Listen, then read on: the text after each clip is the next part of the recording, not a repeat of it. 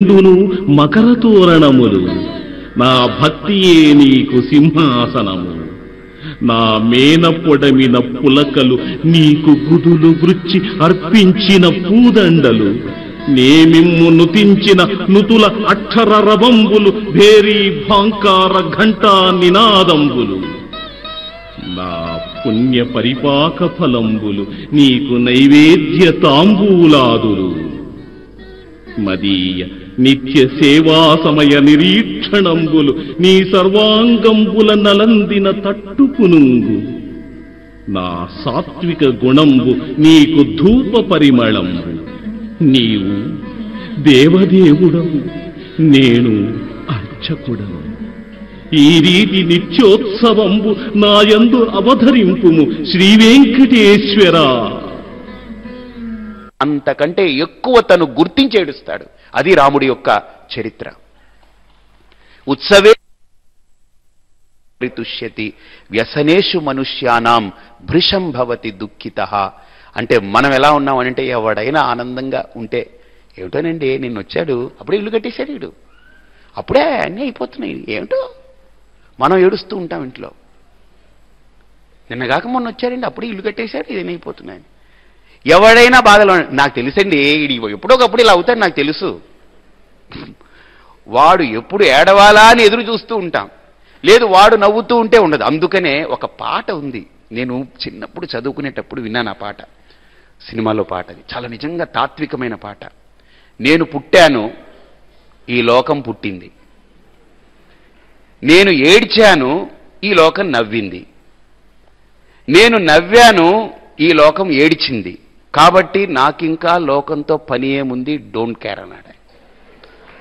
నేను ఇది ఏమిటి పాట నాకు అప్పుడు అర్థం కాలేదు, కంఠస్థమైంది. కానీ వేదాంత ధోరణితో చూస్తే నేను పుట్టాను ఈ లోకం పుట్టింది అంతే కదా. నేను పుడితే అమ్మ నాన్న ఈ లోకం ప్రపంచం అన్నిటినీ చూస్తున్నాను. నేనే లేకపోతే ఈ లోకం ఎక్కడిది లేదు. అయితే నేను పుట్టి ఏడిచాను, ఏడుస్తూ కదండి పుడతాం మనం ఒకవేళ ఏడవకపోయినా ఏడిపిస్తాడు డాక్టర్ గారు, అది ధర్మం. అది ఏడవకపోతే చచ్చిపోతాం, మనకు మనుగడ లేదు. నేను ఏడిస్తే నేను లోపల కేకలు పెడుతూ ఉంటే మా నాన్నగారు బయట కేకులు పంచుకుంటున్నారు. ఆయన నవ్వుతున్నాడు, అబ్బో నా కొడుకు పుట్టాడు నా కూతురు పుట్టింది అని ఆయన గొడవ. ఆయన కేకులు పంచుకుంటున్నాడు, నేనేమో కేకలు పెడుతున్నాను లోపల. నేను ఏడిచాను ఈ లోకం నవ్వింది. నేను అనుకున్నాను ఓహో ఈ లోకం ఎప్పుడు నవ్వుతూ ఉంటుంది, మనం ఏడవకూడదు నవ్వడం నేర్చుకోవాలి. నేను నవ్వడం మొదలు పెడితే ఈ లోకం ఏడవడం మొదలుపెట్టింది నన్ను చూసి. వీడు ఇలా అయిపోయాడు అలా అయిపోయాడు ఇలా పెరిగాడని. ఏమిటో ఈ లోకం నేను ఎలా ఉంటే దానికి వ్యతిరేకంగా ఉంటుంది, కాబట్టి నాకు ఇంకా లోకంతో పని ఏముంది డోంట్ కేర్. కాబట్టి బాగా విచారణ చేస్తే మనకు అనిపిస్తూ ఉంటుంది ఏంటంటే ఒక అంశం, ఒక వ్యక్తి బాధలో ఉన్నప్పుడు ఒక మానవ ధర్మం మనోధర్మం ఏంటనంటే నిజంగా ఆ బాధని మనం ఆపాదించుకోగలిగితే నువ్వు రాముడివే. ఆ బాధని నువ్వు కనుక భరించగలిగితే, లోపల ఆ బాధని నువ్వు అట్రిబ్యూట్ చేసుకోగలిగితే నువ్వు రాముడివే. ఒకడు ఆనందంగా ఉంటే చూసి అబ్బా హాయిగా ఉన్నాడు అని నువ్వు కనుక ఆనందం పొందగలిగితే నువ్వు రాముడివే. So the other way is మనమంటే ఎవరో ఒకడు సమ్ ఎక్స్. కాబట్టి ఆ గుణాన్ని ఇక్కడ చాలా అద్భుతమైన గుణంగా చెప్పారు. అయితే సుఖంగా ఉన్నప్పుడు దుఃఖంగా ఉన్నప్పుడు ఎలాగా అనేటువంటి అంశాన్ని మీకు ఒక చిన్న మాట చెప్తాను. ఇప్పుడు ఎక్కడైనా మనం నడుస్తుంటే కాలుకి ముళ్ళు గుచ్చుకుంది అనుకోండి, కళ్ళు చూడండి ఏడుస్తుంది. కంటికి సంబంధం లేదు, ముళ్ళు గుచ్చుకుంది కాలుకి, కానీ ఏడిచేది కన్ను కదా. ఎంత ఏడుస్తుంది అది కాళ్ళకి ముళ్ళు గుచ్చుకుంటే. కన్ను ఎందుకు ఏడవాలండి? ఏం కళ్ళకి ఏమన్నా వెళ్ళి ముళ్ళు గుచ్చుకుందా? లేదు, కాళ్ళకు గుచ్చుకుంది. మనం అనాలి ఏ కన్ను యూజ్లెస్ ఫెలో, కాళ్ళకు గుచ్చుకుంటే నువ్వెందుకు ఏడుస్తావు షడప్ నో, అది ఏడుస్తుంది. అదే ఎవరైనా సరే గుర్తుపెట్టుకోండి, మనకి ఏదైనా ఒక మంచి గిఫ్ట్ ఇచ్చారనుకోండి, మనం వాళ్ళకి చాలా థ్యాంక్స్ అండి, ఎంత గొప్పగా వ్యక్తి అండి మీరు, ఎంత గొప్ప మంచి వ్యక్తి అండి మీరు అని అంటాం. ఆ అనేటప్పుడే కళ్ళల్లో ఆనందం ఎక్స్ప్రెస్ చేస్తాం మనం, ఆ కళ్ళల్లో ఎంత జాయ్ని ఎక్స్ప్రెస్ చేస్తాము. కాబట్టి గుర్తుపెట్టుకోండి, దుఃఖము ఒక అవయవానికి తగిలితే కన్ను రెస్పాండ్ అవుతుంది, సుఖము ఇంకొక అవయవానికి పొందితే కన్ను రెస్పాండ్ అవుతుంది. అంటే దుఃఖానికి సుఖానికి రెస్పాండ్ అవ్వగలిగే ఈ లోకంలో ఒకే అవయవం కన్ను. అంటే ఈ లోకానికే రాజీవ లోచనుడు రాముడు, కన్ను వంటివాడు ఈ లోకానికి. రామః రాజీవలోచనః. అది అన్నిటికీ రెస్పాండ్ అవ్వగలిగేవాడు రాముడు. దుఃఖం ఎక్కడ కలిగినా రాముడి కళ్ళే ఏడుస్తాయి, సుఖం ఎక్కడున్నా రాముడి కన్నే ఆనందాన్ని వ్యక్తం చేస్తుంది. అది రాముడి యొక్క గుణం. అందుకనే రాజీవలోచన అని ఆయనకి పేరు వచ్చింది. కాబట్టి ఇక్కడ ఈ చరిత్ర ఉన్నటువంటి వాడు అందరి పట్ల ఎలా ఉంటాడండి? సమన్వయ భావన ఉంటుంది. అందుకనే వాల్మీకి అడిగాడు, సర్వభూతేషు కోహితః చారిత్రేణ చ కోయుక్తః సర్వభూతేషు కోహితః. అంటే ఇక్కడ రాముడి యొక్క లక్షణం చెప్తూ ఈ శ్లోకం చెప్తుంది, సకృదేవ ప్రపన్నాయ తవాస్మీతి చ యాచతే అభయం సర్వభూతేభ్యః దదామ్యేతద్వ్రతం మమ. ఈ శ్లోకం చెప్తుంది.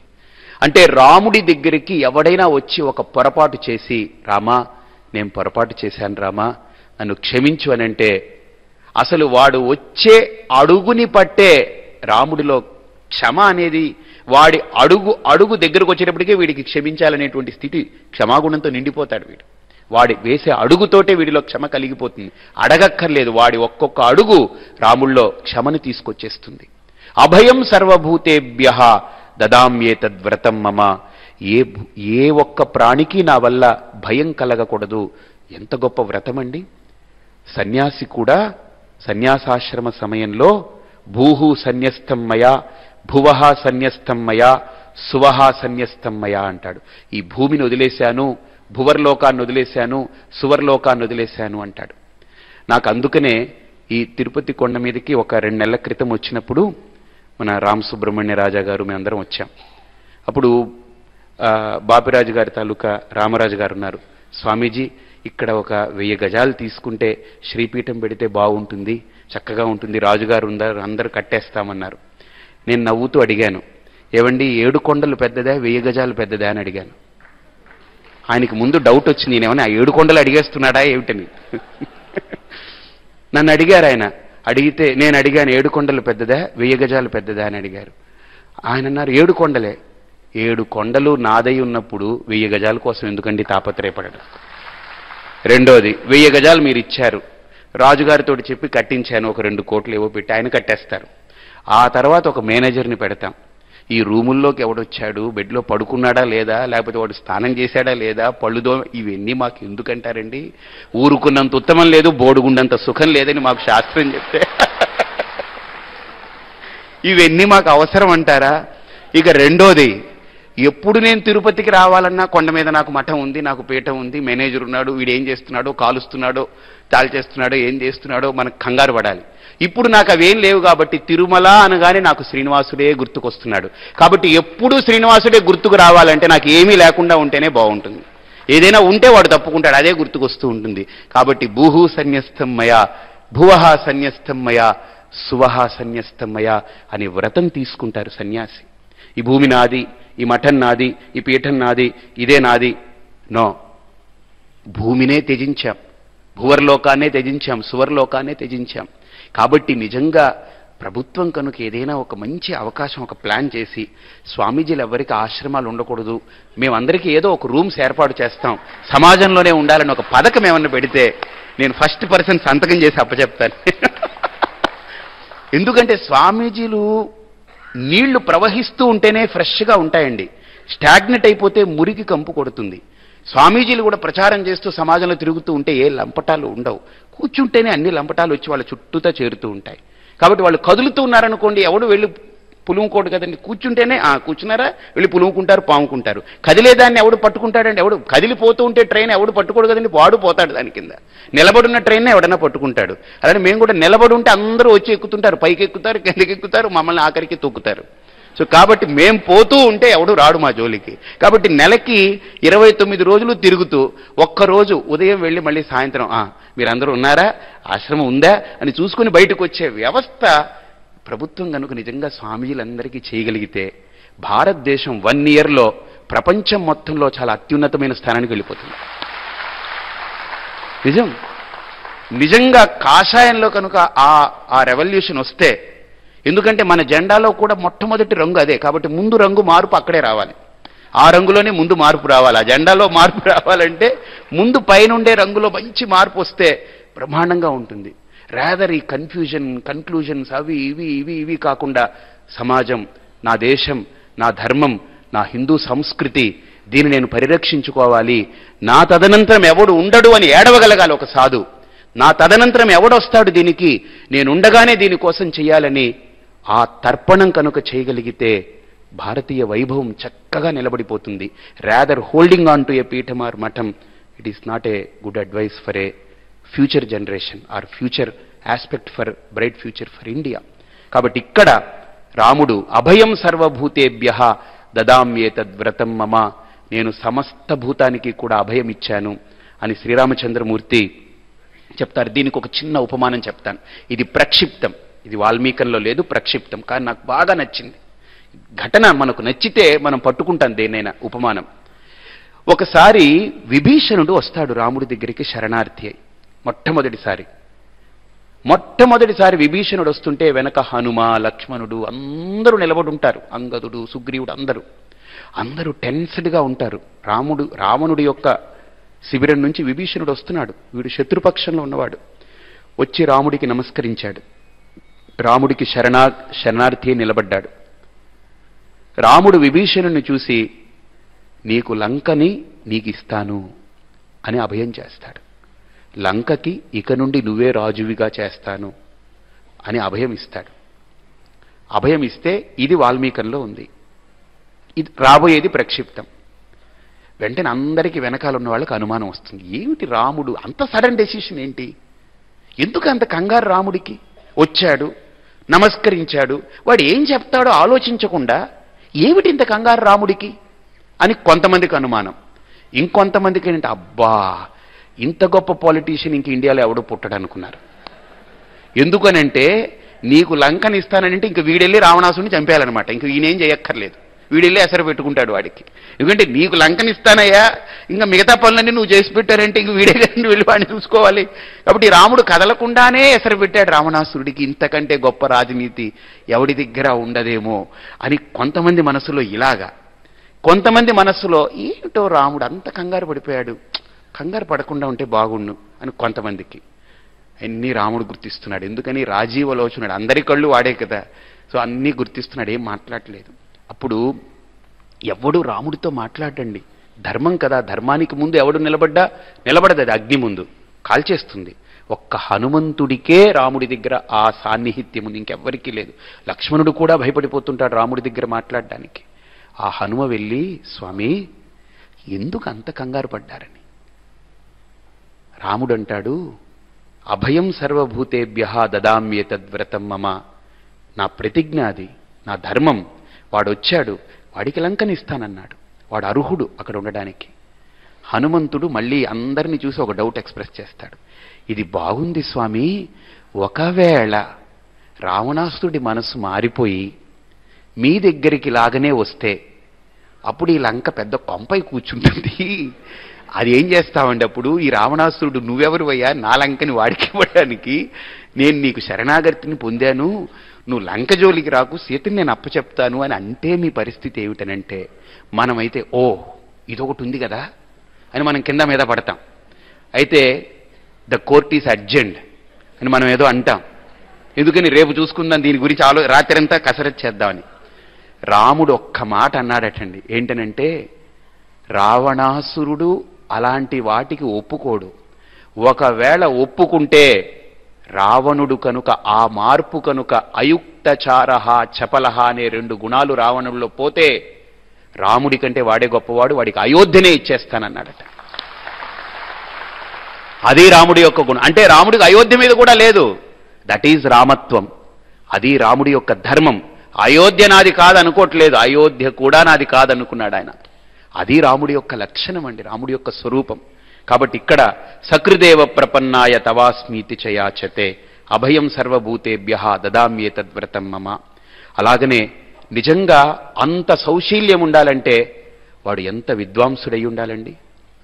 విద్వాంసుడంటే ఒక గొప్ప శ్లోకం ఉంది, వకారైః పంచభిర్యుక్తః నరో యాతి విశిష్టతాం అని ఒక శ్లోకం ఉంది.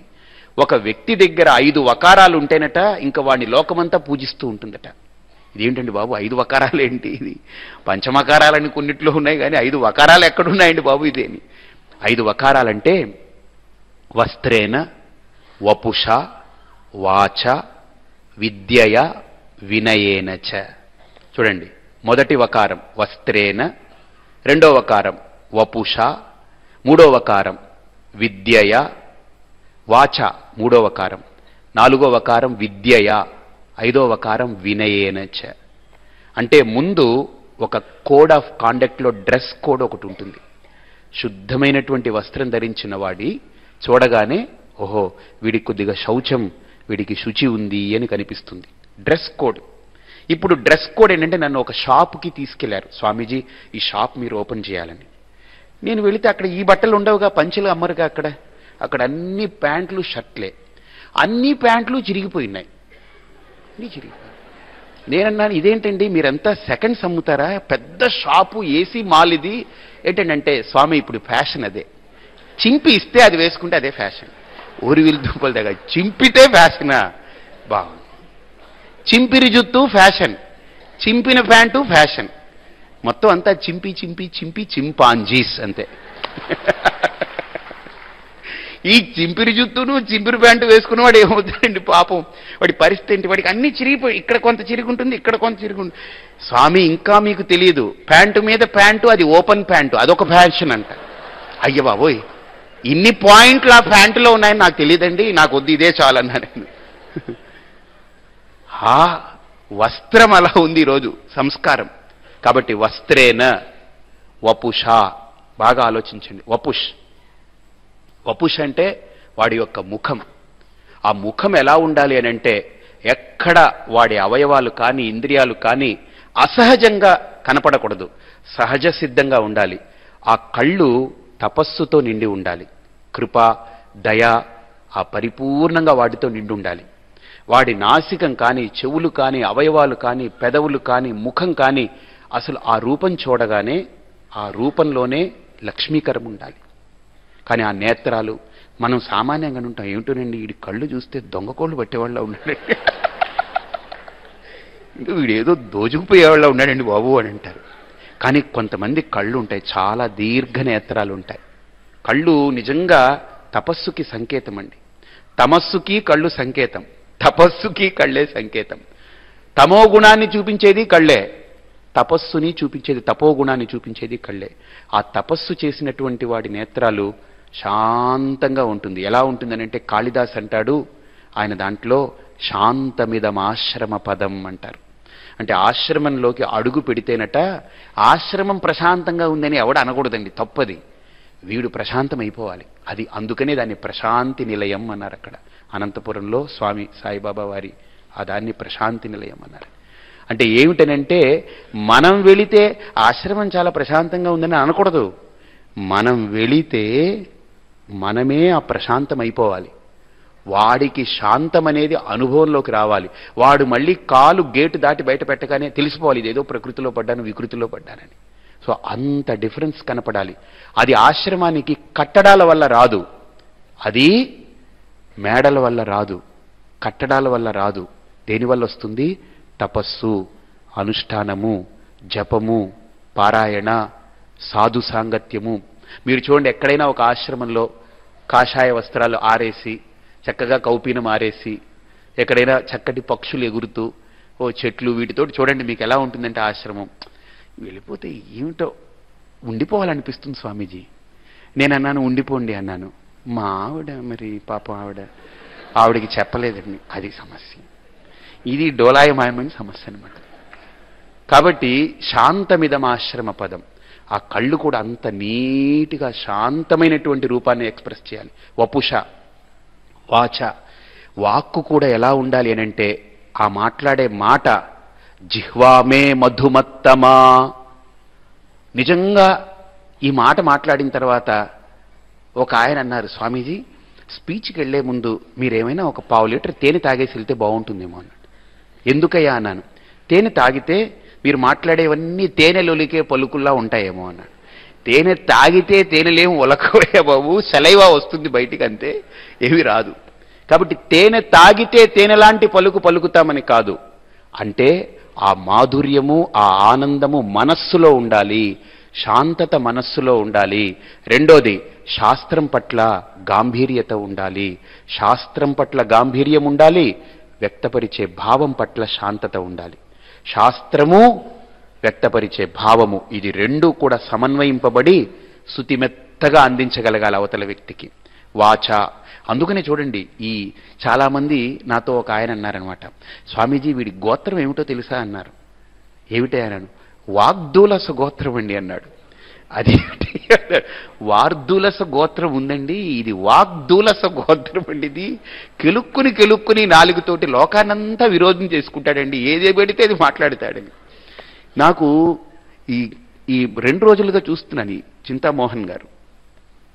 ఏం మాట్లాడే మనిషి, ఏం చెప్పినా నవ్వుతూ ఉంటాడు ఆయన, ఏం చెప్పినా ఎక్కువ మాట్లాడట ఆయన. సో ఎక్కువ అసలు మాట్లాడడం ఉండదు, ఈ అతిగా మాట్లాడతారు చూశారండి, ఆ మాటల్లో దొర్లిపోతుంటాయి. అందుకనే మా స్వామీజీ అంటుంటారు, Dayanand Swamiji, you just remain silence and allow the other person to talk, then you will know what is the actuality of a person in due course of time. ఒక వ్యక్తిని, అవతల వ్యక్తిని ఎక్కువ మాట్లాడించడం మొదలు పెడితే మొట్టమొదట చాలా బాగుంటుంది, తర్వాత బాగుంటుంది, తర్వాత బాగా ఉంటుంది, ఆ తర్వాత మొదలెడుతుంది వాడి స్వరూపం అంతా బయటపడుతూ ఉంటుంది. సో వాడే బయటపడుతుంటాడు మెల్లగా. కాబట్టి నిజంగా నేను చింతామోహన్ చూసి అది గుర్తించాను, ఆయన మాట్లాడు అవతల వ్యక్తిని మాట్లాడిస్తూ ఉంటాడు. అవతల వ్యక్తి ఏదైనా మాట్లాడితే ఆయనకి నవ్వు వచ్చినా కూడా, బాగా నవ్వు వస్తే శరీరం 1-2 సార్లు కదులుతుంది తప్ప ఎక్కువ కదలదు మళ్ళీ శరీరం.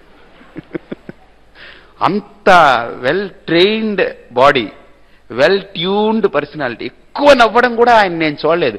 నేను ఎంత జోవియల్గా ఆయనకి 2-3 జోక్స్ వేసిన ఆయన అంతే, దట్స్ ఇట్, అంతే తప్ప ఎక్కువ ఎక్స్ప్రెషన్ కూడా నాకు కనపడలేదు. బట్ బాపిరాజు గారు అన్నారు, ఇది చాలా బ్రహ్మాండమైన పని అండి, ఇంత మాత్రం ఆయన నవ్వారంటే చాలా గొప్ప విషయం, మీకే నవ్వాడు ఆయన. కాబట్టి ఇక్కడ వస్త్రేన వపుషా వాచ, రెండోది ఆ వాక్కుకి వెనకాల విద్యయా, ఆ వాక్కు వెనకాల విద్య ఉండాలి. విద్య అంటే ఒక్కటి గుర్తుపెట్టుకోండి, పుస్తకం ప్రాథమికం, మస్తకం ప్రధానం. పుస్తకం కొంత ఇన్పుట్ ఇస్తుంది, కానీ మనం పుస్తకంలో చదివి మాత్రం చెబితే చాలా ప్రమాదాలు వచ్చేస్తాయి. ఆ పుస్తకంలో పొందినటువంటి విద్యని లోపల మస్తకం సంస్కరించగలిగేటువంటి శక్తి కావాలి. మస్తకమే అందిస్తుంది వాక్కు ద్వారా, ఆ మస్తకం కరెక్ట్గా రిసీవ్ చేసుకోవాలి. కాబట్టి వస్త్రేన వపుషా వాచ విద్యయా వినయేనచ. ఎంత గొప్ప స్టేట్మెంట్ ఆఖరిని పెట్టారు. ఎందుకంటే మంచి బట్టలు కట్టుకోవచ్చు, ముఖం బాగా నీట్గా కడిగి తుడిచి ఉన్న దాంట్లో మంచి పౌడర్ అది వేసుకొని బొట్టు పెట్టుకుని తల దూకొని కూర్చోవచ్చు. వాక్కు ఏదో మనం మాట్లాడేయచ్చు, ఏమండి బాగున్నారా, బాగొచ్చారా అని. విద్య, మనకు తెలిసిన విద్యను ఏదో ప్రదర్శించవచ్చు. కానీ ఇన్ని గుణాలు మనం సాధించి పొందొచ్చు, కానీ వినయం అనేది భగవంతుడి కృపతో మాత్రమే వస్తుంది. ఇన్ని ఉన్నా ఆ భగవంతుడి యొక్క కృప ఉండాలి. నేను విన్నదేంటంటే, ఇప్పుడు కార్యనిర్వహణాధికారిగా ఉంటున్నటువంటి వ్యక్తి ఎల్వి సుబ్రహ్మణ్యం గారు, ఆయన ఎవరి దగ్గరికి వెళ్ళినా ఆయన నిలబడడు, సమంగా కూర్చోరు. ఎవరైనా చిన్న వ్యక్తి అయినా పెద్ద వ్యక్తి అయినా ఎవరైనా చేతులు కట్టుకుని కింద కూర్చునే ప్రయత్నం చేస్తారట. ఆయన కుర్చీ వెతకడు ఆయనని నేను విన్నది. నాకు చెప్పినటువంటి వ్యక్తి కూడా రమణాచారి గారు లాంటి వాళ్ళు చెప్పారు. చాలా వినయశీలుడు ఆయన, చాలా ఉన్నతమైన వ్యక్తి అని. ఆ వినయం కొనుక్కుంటే రాదు, రెండో తెచ్చిపెట్టుకుంటే కూడా నిలబడదు. అది దట్ ఈజ్ ఎ సంపద that almighty has to give. రెండోది, ఎవరితో మాట్లాడుతున్నా ఆ వినయం అనేటువంటిది ఎలా ఉండాలంటే, విన్నప్పుడు కూడా చూడండి, మనం అహంతో వింటాం, చెప్పు ఇంకా ఏంటి చెప్పు అన్నట్టుగా వింటాం. కానీ వినయంతో విన్నప్పుడు మన తల పైకి ఉండదు, కింద వైపుకు ఉంటుంది తల. ఆ వినయ గుణం ఈజ్ నాట్ అన్ ఆర్డినరీ గుణం, ఇట్ ఈజ్ ఎ గ్రేట్ గుణం. అందుకనే విద్యా వినయ సంపన్నే బ్రాహ్మణే గవిహస్తిని శునిచైవ స్వపాకే చ పండితా సమదర్శిన అని కేవలం విద్యావంతుల్లోనే కాదు, వినయ సంపన్నుడే కాదు, బ్రాహ్మణుడే కాదు అని ఇక్కడ వినయం కూడా ఒక మంచి అడ్జెక్టివ్గా చెప్పారు ఆయన. కాబట్టి వినయం అనేటువంటి చాలా గొప్ప లక్షణం అండి. మీకు వినయం అనే శబ్దంలో గొప్ప అర్థం ఉంది. అంటే వినయం అంటే ఇలా చేతులు కట్టుకుని ఉండడం కాదండి. వి అనే ఆ ప్రిఫిక్స్ ఏదైతే ఉందో విశేషం, నయం అంటే తీసుకెళ్లడం అన్నమాట. అంటే విశేషణంగా అంటే చాలా జాగ్రత్తగా తీసుకెళ్లగలగడం, నడిపించగలగడం. దట్ ఈస్ కాల్డ్ వినయం. వినయము అని అంటే చేతులు కట్టుకుని నిలబడ్డం కాదండి. చాలా సమయస్ఫూర్తితో సందర్భోచితంగా ఒక అంశాన్ని చక్కగా నడిపించి తీసుకెళ్లగలగడమే వినయానికి కూడా లక్షణం. అంతేగాని చేతులు కట్టుకుని నిలబడ్డాం అనుకోండి, దద్దమ్మ అనుకుంటారు మళ్ళీ, అన్నిటికీ వీడు చేతులు కట్టుకుని నిలబడతాడు ఏంట్రా బాబు అని. కాబట్టి వినయానికి అర్థం ఏంటంటే బాహ్య అర్థం ఇది, చేతులు కట్టుకుని నిలబడడం. ఆంతరంగికమైనటువంటి అర్థం ఏంటంటే విషయాన్ని అవగాహన చేసుకుని దాన్ని సమాలోచన చేసి చక్కటి సంయమనంతో దాన్ని నడిపించుకు తీసుకెళ్లగలగడం. కాబట్టి ఇక్కడ ఆ లక్షణం రాముల్లో ఉంది. అందుకనే ఆయన్ని విద్వాన్ కహ అని అడిగితే ఆ లక్షణానికి చెప్తున్నారు. శీలవృద్ధై జ్ఞానవృద్ధై వయోవృద్ధైశ్చ సజ్జనై కథయన్నాస్తవై నిత్యం అస్త్రయోగాంతరేష్వతి. ఎంత అద్భుతమైనటువంటి మంత్రం అంటే ఇక్కడ రాముడట వీళ్ళందరి చేత పరీక్షింపబడ్డాడు. శీలవృద్ధై, శీలం చేత, శీలమే తపస్సుగా పెట్టుకుని శీలవ్రతులైనటువంటి వాళ్ళందరూ రాముడిని పరిశీలించారంటే రాముడి యొక్క శీలమేంటో పరిశీలన చేశారు. ఇప్పుడు ఒక న్యూరో సర్జన్ ఉన్నారనుకోండి, ఆయన న్యూరో సర్జన్గా బాగా కష్టపడి న్యూరో సర్జన్ అవుతాడు. మనం వెళితే ఆయన న్యూరోకి సంబంధించినంత ఆయన పరీక్షించి బాగుందండి అని టిక్కు పెడతాడు.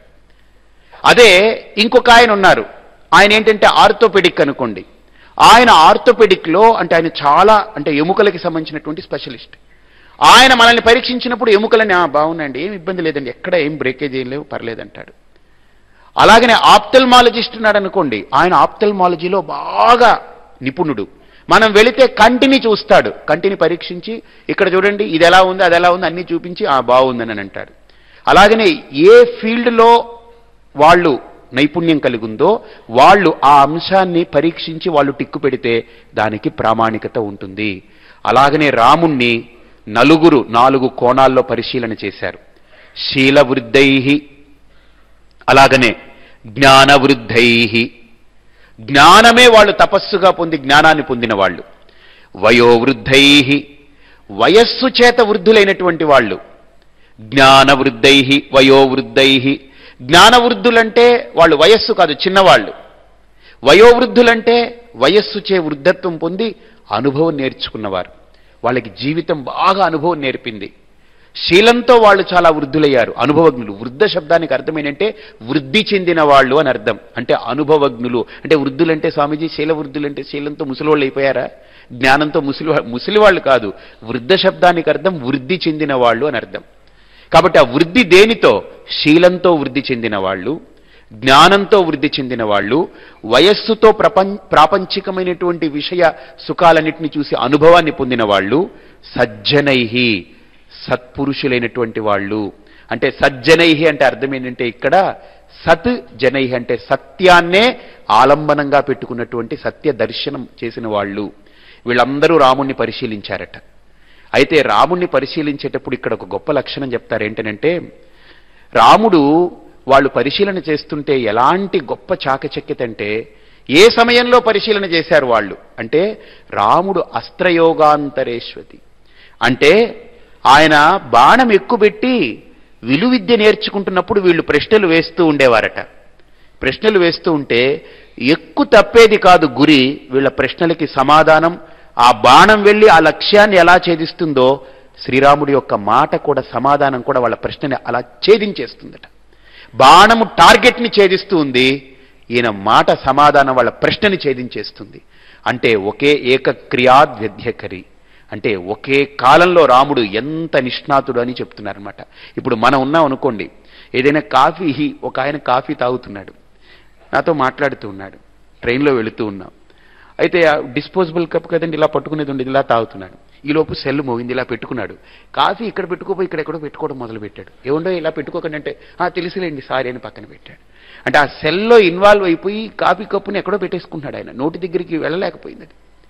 అంటే మనం ఒక పనిలో ఇన్వాల్వ్ అయితే రెండో పని గురించి మనం దృష్టి పెట్టలేం. కానీ రాముడి యొక్క ఆ బుద్ధి కుశలత ఎలాంటిదేనంటే ఇంతమంది ఏకకాలంలో అతను విల్లు ఎక్కుపెట్టి ప్రశ్నించినప్పుడు రాముడి యొక్క ఆ బాణం టార్గెట్ని ఎలా ఛేదిస్తుందో లక్ష్యాన్ని, ఆయన సమాధానం వాళ్ళు అడిగిన ప్రశ్నను కూడా అలా ఛేదిస్తుందట. అది విద్వాంసుడి యొక్క లక్షణం. అంత